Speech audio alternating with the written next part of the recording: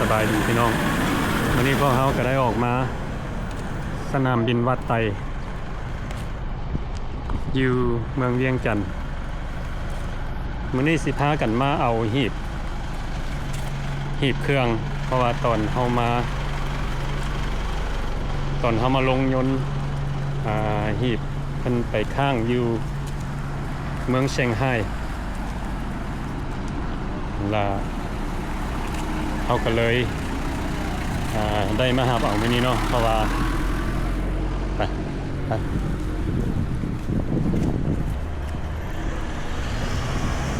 ทางนี้บ่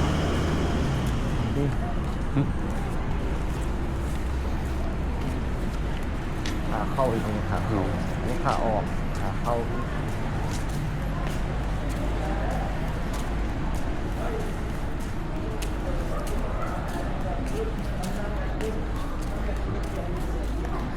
ตอนเฮามา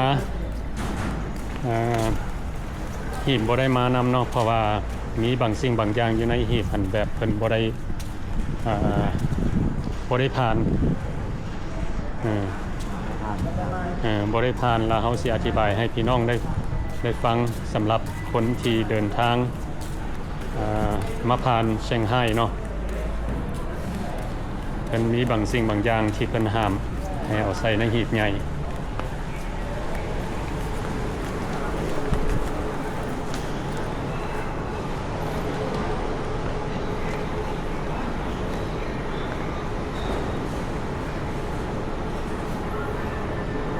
ถ่ายให้พี่น้องเบิ่งเลยนี่ก็สิเป็นทางในวัดไต International Airport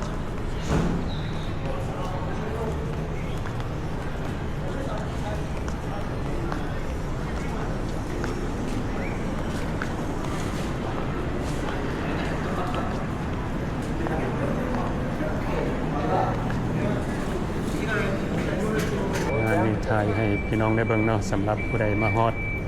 มาถึงประเทศลาวแล้วก็ต้องได้เปลี่ยนเบอร์โทรหรือว่าเปลี่ยนซิมการ์ดอันนี้เพิ่นก็ถ่ายเปลี่ยนถ่ายซิมการ์ดแล้วก็เปลี่ยน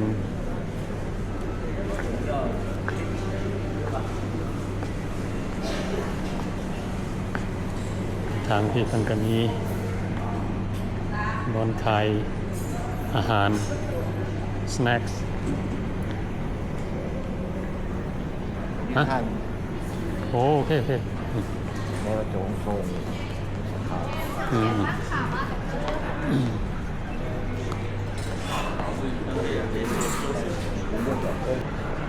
อันนี้ก็สำหรับผู้ใดต้องการ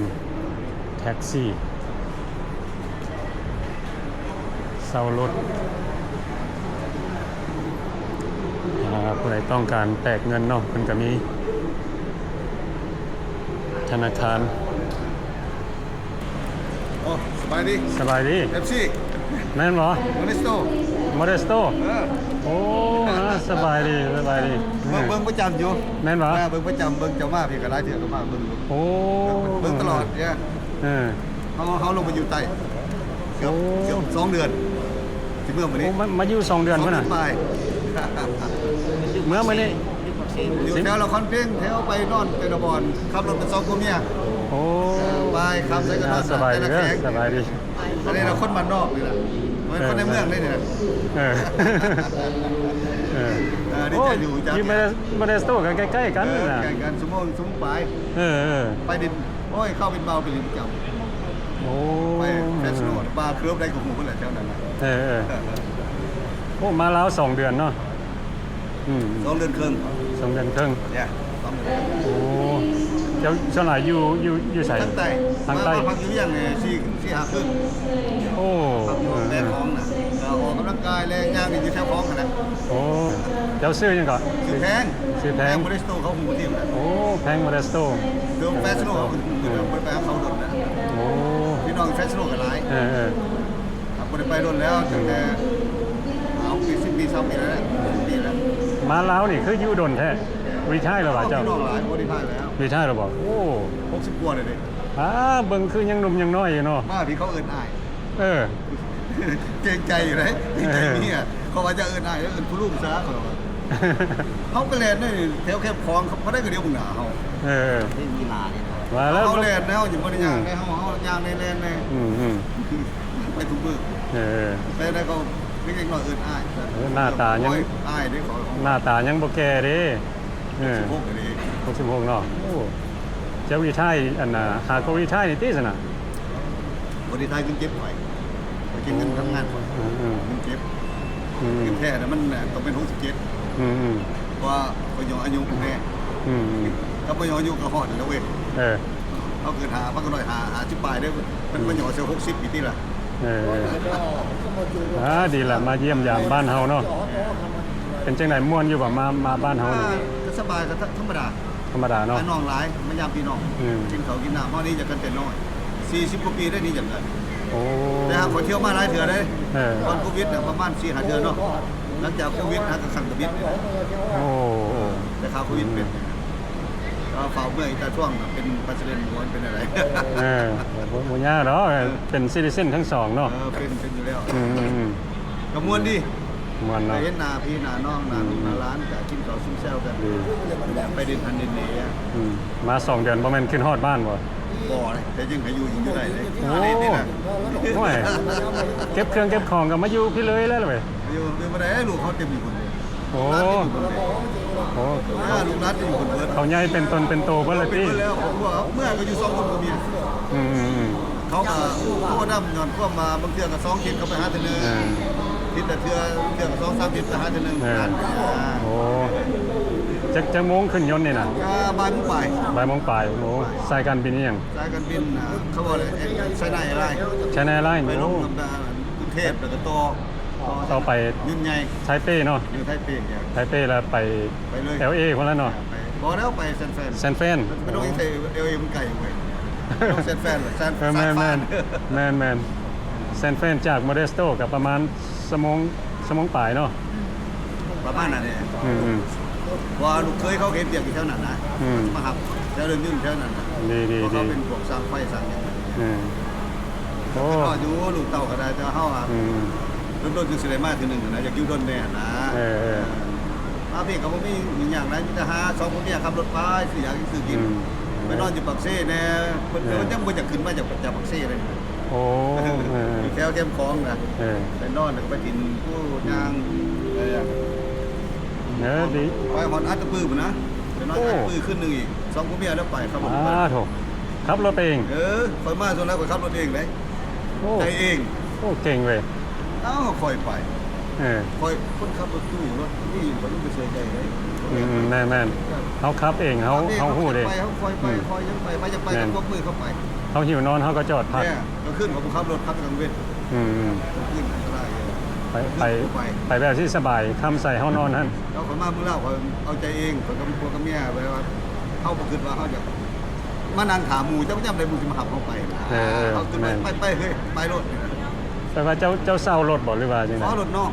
โอ้ เศร้าก็ได้รถพี่เศร้ากับมือบักเซ่กับมี โอ้ดี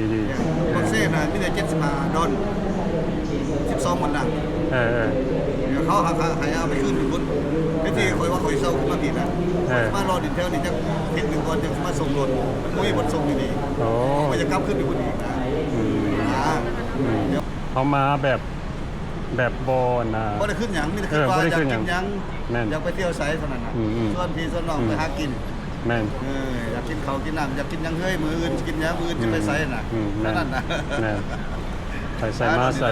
ไปใส่มาใส่มันก็ปลอดภัยดีบ้านเมืองของเฮา อีกอย่างนึงไอ้น้องเฮาก็บ่เห็นกันบ่หลายปีเฮาก็อยากมากินข้าวกินน้ำร่วมกันน่ะนะเป็นนั่นน่ะแต่ม่วนดี บ่มีหยังฝากพี่น้องอยู่ทางบ้านบ่ มาเด้อมายามเด้อพี่น้องต้องไปเมืองลาวเฮาเดี๋ยวนี้ไปงานมาไงจะเอารถส่วนตัวได้ล่ะ อยากกินอยากดินบ่หยุดบ่ได้ก็หยุดโลดม่วนหลายเนาะบ้านเฮาม่วนหลาย บ่ได้มีเงินก็ซื้อรถน้อยๆนะ Toyota Vios นะครับบ่ขี่แล้วจักปัน3น่ะประหยัดน้ำมัน กะว่าอีกโดนปานใดสิกลับมาอีกนี่ เดี๋ยวเบิ่งเรื่องโอกาสกันอาจจะเป็นปีหน้าปีฮื้อ ปีหน้าปีฮื้อเนาะ ต้องเพราะว่าจะฟังการ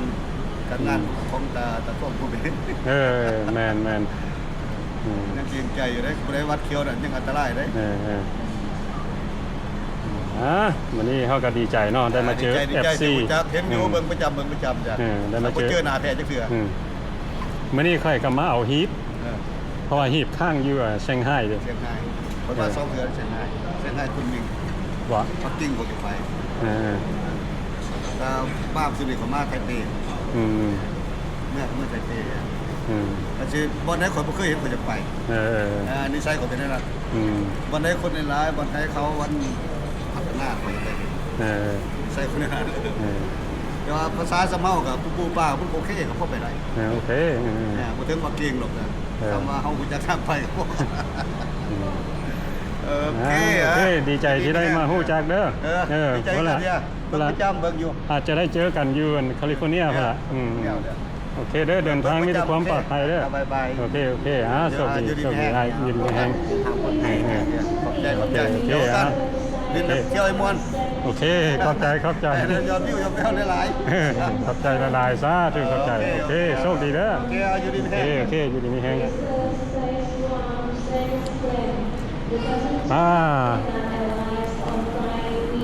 บ่เงินว่าสิได้มาพ่อนะ FC อยู่สนามบินวัดไตโอ้มื้อนี้คิดว่าน่ะดีใจหลายเนาะที่เฮาได้มาเจอ FC มาจากกันโมเดสโตรัฐแคลิฟอร์เนียเพิ่นก็สิได้เดินทางกลับอเมริกามา2 เดือนปลายว่าซั่น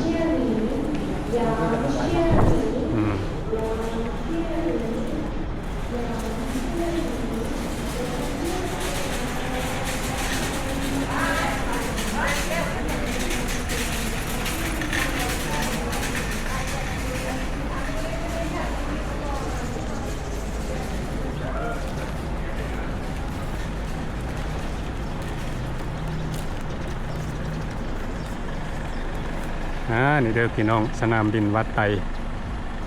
อยู่เมืองเวียงจันทน์วันนี้ไปเอาหีบมาเพราะว่าหีบนี่ได้ไปข้างอยู่เซี่ยงไฮ้เพราะว่ามีเครื่องอิเล็กทรอนิกส์หลายเพิ่นก็เลยกักเมียนอยู่ในหีบนี่ก็มีเครื่องฝากหลายสิ่งหลายอย่างเนาะอันนี้ก็สิเป็นเครื่องฝากของแร่เพิ่นได้ฝากมาให้ลาวฟอร์เมอร์เพิ่นรู้อันครบอยู่บ่เครื่องนะเพิ่นฝากนั่นกับอันเงินนั่นน่ะเงิน$100เพิ่นฝากมาให้ได้ขอบใจเสี่ยวแร่กับอันน่ะไม่เสี่ยวเปาเด้อมีเสื้อวะเสื้อเพิ่นฝากมาให้ขอบใจหลายๆเอาได้จูนที่เมืองได้อย่างละอันนั้นเด้อโอ้5เด้อแซด5เด้อไอ้ตัวบัตรไอ้ตัวที่กลับนะอยากได้อย่างก็บอกเพิ่นได้ก็บอกฝากให้เด้อ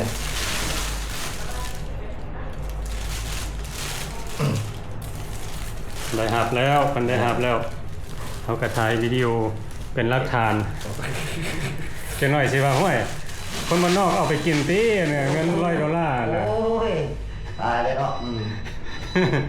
เว้าหยอกพวกนี้ก็ยังมีหลายคนที่เฮาสิได้เอาไปให้เพราะว่าเครื่องเพิ่นฝากมาให้ให้พี่ให้น้องเพิ่นอันนี้คือกันก็เป็นเครื่องฝากเบิดนี่หากแต่ว่ามื้อนี้เฮาก็โชคดีแล้วเพราะว่าตอนทำอิฐเฮาคิดว่ามันหายว่าสิบ่ได้คืนคิดว่าสิบ่ได้คืนหากแต่ว่ามื้อนี้เฮาก็ได้คืนเนาะแล้วก็อันนี้ก็เป็นเครื่องฝากเครื่องต้อนเพิ่นเลยนี่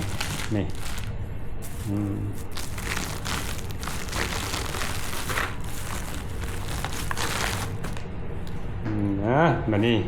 เขาก็สิได้เอาเครื่องพวกนี้ไปให้เจ้าของเพิ่นที่เพิ่นพี่น้องเพิ่นฝากมาให้มันก็โดนเติมไปดิเป่าก็เป็นข้างอยู่จีนนะเนาะตัวที่ได้มาเกือบบ่ได้กันมาแต่ว่าก็วิดีโอนี้เฮาก็สิมาบอกให้พ่อแม่พี่น้องเข้าใจเลยสำหรับผู้ใดขึ้นยนต์สิมาประเทศลาวบ่ได้มาผ่านเซี่ยงไฮ้นะ เบิ่งเอาเด้อหีบใหญ่ที่เฮาเอาขึ้นเช็คอินนี่เพิ่นบ่ให้มีแบบแนวมีแบตเตอรี่เครื่องอิเล็กทรอนิกส์เสื้อผ้าเป็นยาเป็นน้ำเป็นอย่างนี้ได้บ่เป็นหยังหากเครื่องไฟฟ้าอย่างนี้แบบเพิ่นกักของเฮาเมียนก็ย้อนนี่โดรนของเฮาแล้วก็มีโทรศัพท์แน่มีหลายสิ่งหลายอย่าง เขามีปัญหาโทรศัพท์ หรือว่า แบตโดมมันแบตใหญ่ใช่ไหม มีแต่อันให้อันนั่นล่ะเนาะเพราะว่าเฮาเอาเครื่องใส่ขึ้นอันเช็คอินนี่เพิ่นบ่ให้เอาเครื่องไฟฟ้าใส่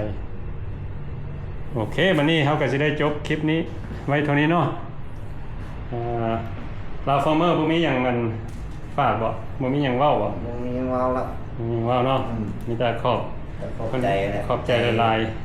เสี่ยวแรกกับไม่เสี่ยวเปล่าเด้อบัดไอ้โจจิ้มเนื้อแล้วมีอย่างละจักได้อย่างละบอกซื้อฝั่งให้เด้อ โอเค เอา นะ บ่ได้เมืองง่ายดอกนะเนาะ บ่ได้มาง่ายดอก ช่วยพี่ในเมืองมีรายเดือนเติบโอเค